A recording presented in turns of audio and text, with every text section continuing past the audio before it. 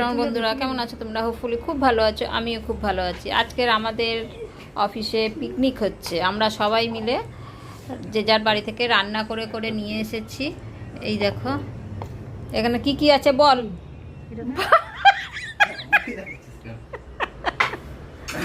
বল বল বল। ভাত, লাউ শাক, এটা হচ্ছে ঝিঙে,